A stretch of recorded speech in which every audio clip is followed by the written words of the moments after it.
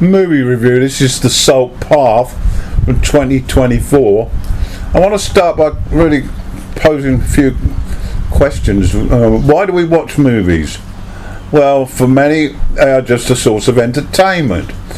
For others, which I include myself in, they are to enrich our learning curve throughout life.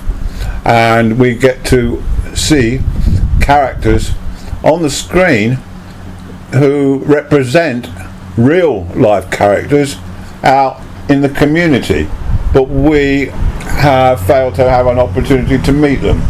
So it's an opportunity really for us to meet a huge number of individuals from our armchairs. And for many movies this really provokes a deep sort of opinion with regard to those people, with regard to the movies. And we usually have, well, for most of us, we have an opinion on the plot, on the details of the plot. So to return to A Salt Path then, this is set in England, in the UK.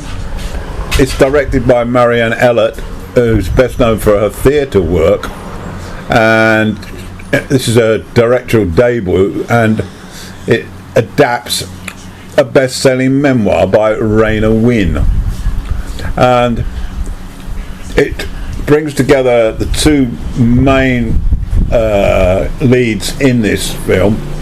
Raina, played by Gillian Anderson, you may remember her from X-Files, and her husband Moth, played by Jason Isaacs, who's had a prolific movie career.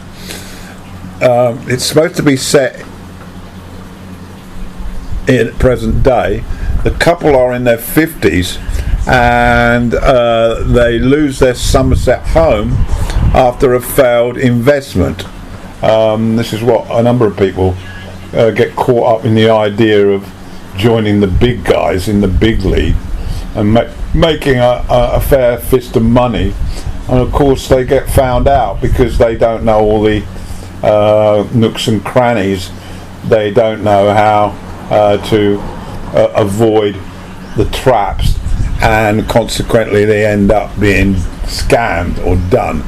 We're not sure what happened here, but the result is that they, early on we see them being evicted from their home, which they clearly probably put down as collateral on this wayward investment, and because of their pride they don't wish to lean on others to bail them out. Anyway, they decide to clear their head of what's happened, that they should embark on a walk near Minehead, which is in Somerset, and walk along this path through to Cornwall. So as I said, they decide to walk the 630-mile southwest coast path to Land's End, with little more than a second-hand tent and about £40 a week to live on.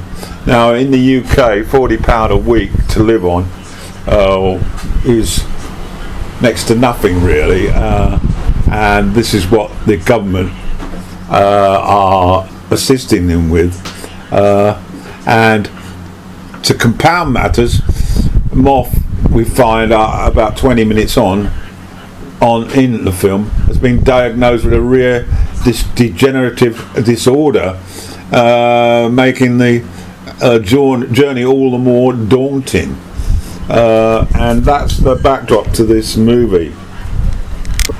Just focusing on the two leads, Gillian Anderson and Jason Isaacs, would be sufficient to see what a great movie this is, even if it has got a documentary-like stance to it. So the premise is an extraordinary one, and I'm basically reading a review here and extracting bits of it because it describes it probably better than I would. Along the way they encounter moments of fondness and cruelty, and they're very, very concerned about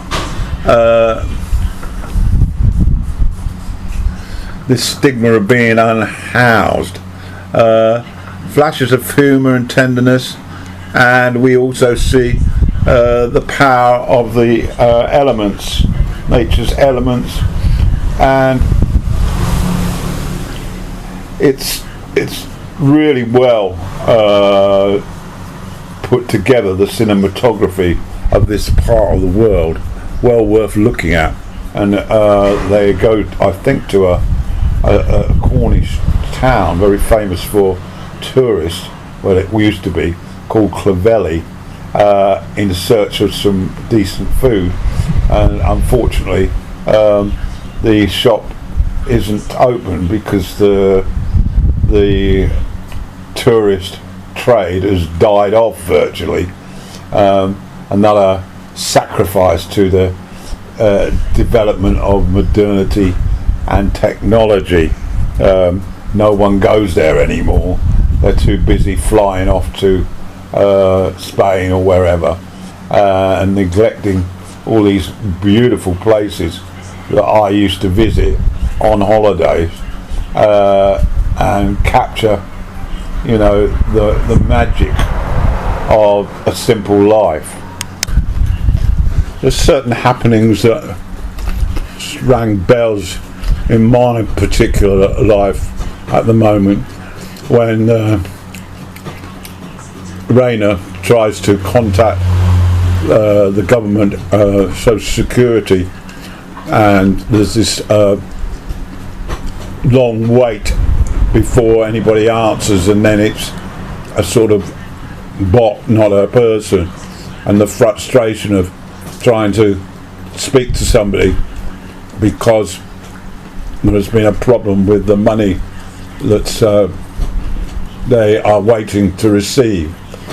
And I received exactly the same service from the local government recently, which has plunged me into some anxiety, and we see their anxiety fully. So it's a reminder really to us all that this digital economy that's about to arrive at our feet isn't going to be 100% correct and good for all, and it's going to create numerous problems, notably for the poorest members of societies who are going to be on suffering this change. But that's probably why the elites want to bring it in, because they'll know that the poor, the uneducated, the weak will fall by the wayside, and that will increase their ability to control us through finance, health, and all the other aspects. The use of money to be spent on wars that have nothing at all to do with us in our particular country. With funds disappearing fast, Moth decides to become inspired and gets on his soapbox with a crowd around and starts talking about a story, and his wife then goes around with a hat and they raise a few pounds. Very inspirational. Good acting as well by Jason Isaacs. Lots of incidents in the movie that are worth recalling. When they pitch the tent on the beach and there's a high tide, and Moth manages to rescue the tent before it gets washed away. The two of them going under the waves and becoming sort of involved in the underwater world, snorkeling without the snorkel. Then Raina befriends a young woman who's clearly with a man who's ill-treating her. She persuades the girl to join them on their walk, but then the girl wants to turn back, and Raina, with her giant heart of generosity, gives her some money that they can well afford to help her on her way. It's quite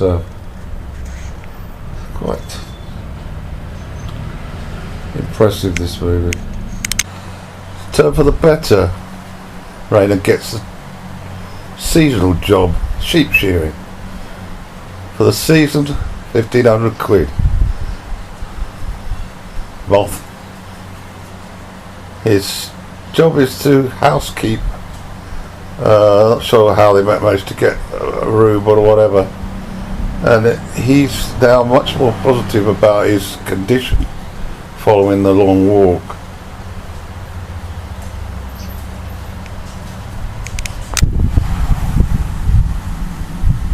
We conclude the movie with some post info regarding the two of them, clearly based on a true story, and the moth still alive.